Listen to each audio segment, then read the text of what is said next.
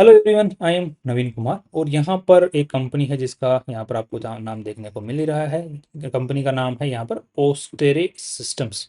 अब यहाँ पे 3 सितंबर से 8 सितंबर के बीच में इस कंपनी का आईपीओ खुलने वाला 55 का कट ऑफ सेट किया है और यहाँ पर जो कट ऑफ प्राइस सेट किया that means upper band set किया है और यहाँ पर 15 करोड़ 16 करोड़ रुपए कंपनी उठाने का ट्राई कर रही है और जो खुद की वैल्यू लगा रही है वो लगभग 58 करोड़ रुपीज़ लगा रही है। अब ये जो पर्टिकुलर कंपनी है ये कुछ लोगों को यूज़ करते हुए और जो कंपनी के जो लीड जो केएमपीज हैं, की मैनेजरियल पोजीशन पे जो लोग बैठे हुए हैं वो इसी फील्ड से रिलेटेड हैं, आईटी फील्ड से रिलेटेड हैं और ये जो है सॉफ्टवेयर्स वगैरह ऐप्स वगैरह बनाने का काम करते हैं। जो कंपनियां जो कि लेगेसी तरीके से काम करती हैं, पुराने जो फिजिकल तरीके से काम करते हैं, रिसिप्ट को मेंटेन करना, लोगों को मैनेज करना, उसको ये ऑनलाइन कर देते हैं। पूरा का पूरा सिस्टम ऑर्गेनाइज कर देते हैं, लैपटॉप पे ले आते हैं, सिस्टम नेट पे ले आते हैं, AWS का क्लाउड का यूज़ करते हुए एंड्रॉइड्स के ऐप्स वगैरह बना देते हैं।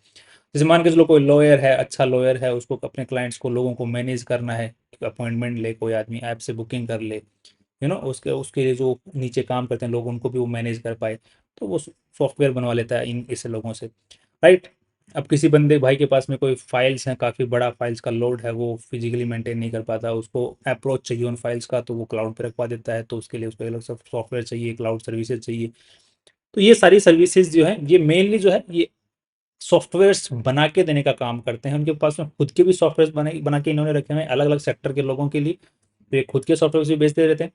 एंड साथ में ही अगर किसी क्लाइंट को अपनी नीड के अनुसार अलग से बनवाना है तो वो भी सर्विसेज प्रोवाइड करते हैं। साथ में अगर ये खुद का सॉफ्टवेयर अगर किसी क्लाइंट को बेचते हैं तो उसके साथ में ये अपनी जो है सर्विसेज भी प्रोवाइड करते रहते हैं, जिनका ये पेमेंट रेगुलरली लेते रहते हैं। तो दैट्स ए पॉजिटिव पॉइंट कि इनके पास में रिकरिंग पेमेंट आता रहता है, राइट।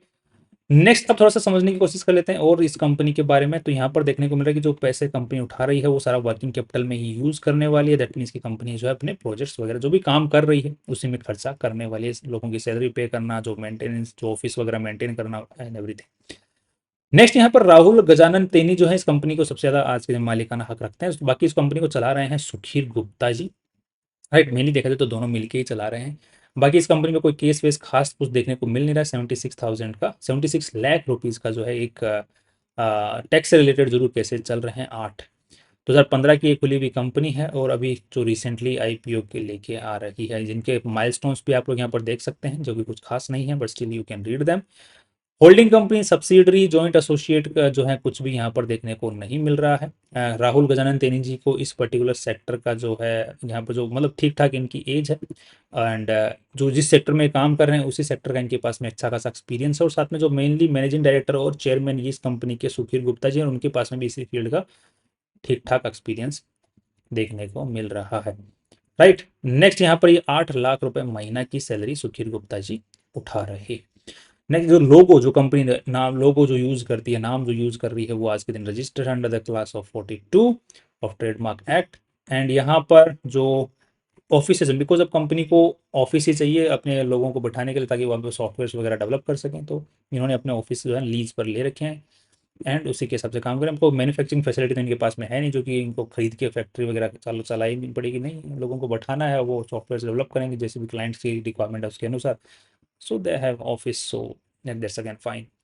123 एम्प्लॉइज आज के दिन टोटल मिला के इनके पास में काम करें, जिसमें सबसे ज़्यादा डेवलपमेंट बेसिस पे काम करें। बिकॉज सॉफ्टवेयर में होता क्या है, क्लाइंट से रिक्वायरमेंट आई, सॉफ्टवेयर उसके अनुसार उन्होंने इन लोग जो है डेवलपमेंट वाले जो हैं उसकी रिक्वायरमेंट को समझते हैं, उसके अनुसार डेवलप करते हैं।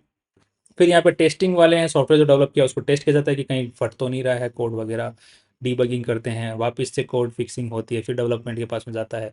तो इसी तरीके से यहाँ पर काम होता है। तो मेनली आपको देखने वाला development and testing and training and consultants के अंदर में सबसे ज़्यादा एम्प्लॉइज इनके काम कर रहे हैं और वहीं पर ज़रूरत है।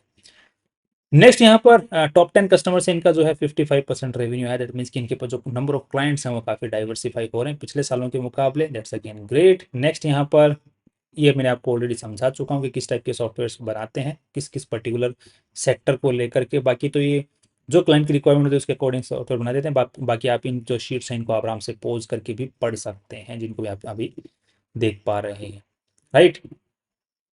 तो मैं आपको ऑलरेडी ये सब चीज़ें जो है इन द शॉर्टर लैंग्वेज समझा चुका हूँ। आज के दिन जो कंपनी का सबसे ज़्यादा रेवेन्यू आ रहा है वो इनके जो इन हाउस जो बनाए हुए सॉफ्टवेयर हैं उनसे, उनको बेचने के बाद में नहीं आ रहा, जबकि जो सर्विस प्रोवाइड कर रहे हैं ऊपर से एक्स्ट्रा वाली उससे सबसे ज़्यादा रेवेन्यू आ रहा है। उसमें भी अगर आप लोग एक चीज़ चेक करेंगे तो इनका जो एआई से रिलेटेड जो सर्विस जो पैसा है वहाँ से सबसे ज़्यादा पैसा आ रहा है। दैट मीन्स कि एआई बेस्ड सर्विस ये प्रोवाइड करते हैं। जैसे मान के चलो कि अब किसी भाई को अपनी एआई इनबिल्ट करवाना है अपने सॉफ्टवेयर के अंदर में, उस लेवल के जो है वहाँ से ज़्यादा रेवेन्यू इनका आ रहा है, एआई के नाम पे आ रहा है, वैसे ये भी बोल सकते हैं। और इंडिया से ही आ रहा है, इंडिया के बाहर से ज़्यादा इनका रेवेन्यू आज के दिन खास नहीं है। अब थोड़ा सा हम कंपनी की बैलेंस शीट को भी समझ लेते हैं, कितना पैसा इसमें लगा हुआ। तो टोटल मिला के इस कंपनी में 18 करोड़ रुपए लगे हुए हैं। This data is in hundreds, so यहाँ पे मैं करोड़ में कन्वर्ट करके बोल रहा हूँ। तो 18 करोड़ 62 लाख रुपए लगे हुए हैं, जिसमें से 16 करोड़ 27 लाख रुपए कंपनी के प्रमोटर्स ने यहाँ पे लगाए हुए हैं, या फिर जो अभी तक कमा कमा के इकट्ठा किए हैं वो यहाँ पर लगाए हुए हैं। बाकी कंपनी में कुछ खास लोन वगैरह देखने को नहीं मिलता है। अब ये पैसा जो है कहाँ पड़ा हुआ है, तो मेनली जो है ट्रेड रिसीवेबल्स में पड़ा हुआ है। अब कंपनी का जो मोस्ट ऑफ जो पैसा है जो बैलेंस शीट के अंदर में वो ट्रेड रिसीवेबल, दैट मीन की कंपनी ने रिसिप्ट तो काट चुके हैं बट सामने से पेमेंट अभी आना बाकी है। और 8 करोड़ 8.5 करोड़ रुपए अभी अटके हुए हैं पेमेंट्स के अंदर में। कैश जो है 7 करोड़ रुपए कैश पड़ा हुआ है, दैट्स अगेन ग्रेट। एंड यहाँ पर बाकी जो है ऑफिस वगैरह का जो सेटअप वगैरह है उसमें 1 करोड़ रुपया लगा रखा है, that's again fine. So balance sheet is pretty okay, but यहाँ पर जो नेगेटिव कंसर्न देखने को मिल रहे हैं ट्रेड रिसीवेबल्स को देखने के बाद में, बिकॉज कंपनी का नेट प्रॉफिट इस साल जो है 4 करोड़ रुपए कमाए, जिसमें से 2 करोड़ रुपए तो ट्रेड रिसीवेबल्स में ही अटक गए। उसके पिछले साल भी यहाँ पर 4 करोड़ रुपए कमाए, उसमें भी 2 करोड़ रुपए फिर से अटक गए थे। तो यहाँ पर जो है trade receivables company net profit कमा तो रही है, बट हर साल जो है कंपनी का अटक जा रहा है पैसा। तो वो थोड़ा सा यहाँ पर नेगेटिव सेंस में देखने को मिल रहा है। एंड ने कंपनी का जो रेवेन्यू है उसको देखते हैं तो यहाँ पर 15 करोड़ का रेवेन्यू किया, फिर 18.5 करोड़ का रेवेन्यू किया, सिग्निफिकेंट इंक्रीज था। बट यहाँ पर देखने को मिला कि इस साल जो है सिग्निफिकेंट इंक्रीज देखने को नहीं मिल रहा है।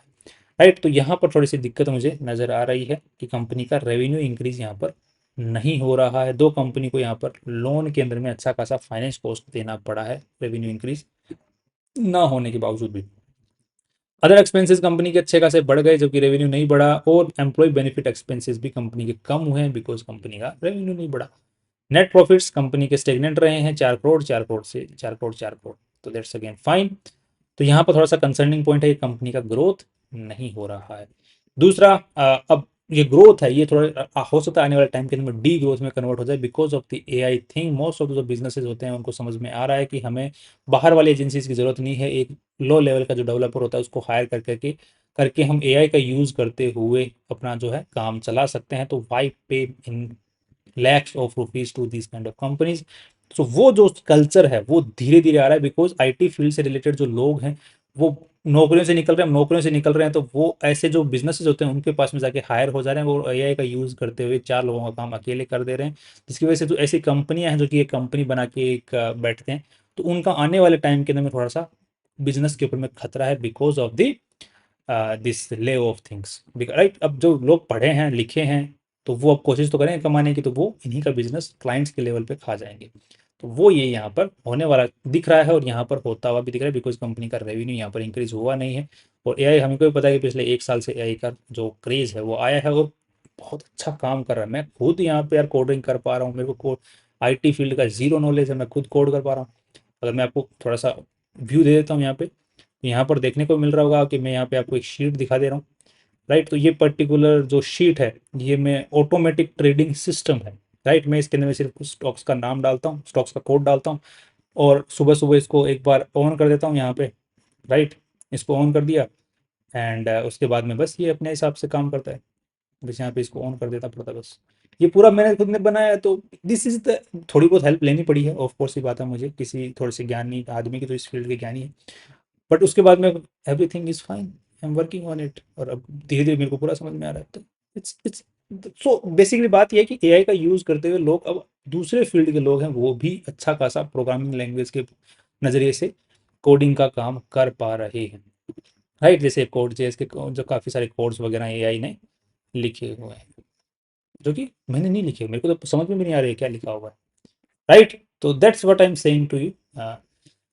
नेक्स्ट, अब थोड़ा सा और देख लेते हैं कंपनी का कैश फ्लो। अभी जो कंपनी नेट प्रॉफिट वगैरह जनरेट कर पा रही है वो क्या यहाँ पर कुछ कैश की फॉर्म में भी कंपनी में आ रहा है, तो यहाँ पर कैश की फॉर्म में भी आता हुआ दिख रहा है, दैट्स अगेन फाइन। पिछले साल भी आया था, इस साल भी आया है, बट द पॉइंट इज कि ट्रेड रिसीवेबल्स कुछ ज़्यादा ही बढ़ता जा रहा है रेवेन्यू ना बढ़ते हुए जाने की वजह से। तो वो थोड़ा सा यहाँ पर डी ग्रोथ जो है वो देखने को मिल रही है और फ्यूचर में और देखने को मिल सकती है। छोटी कंपनी है तो गायब भी हो सकती है।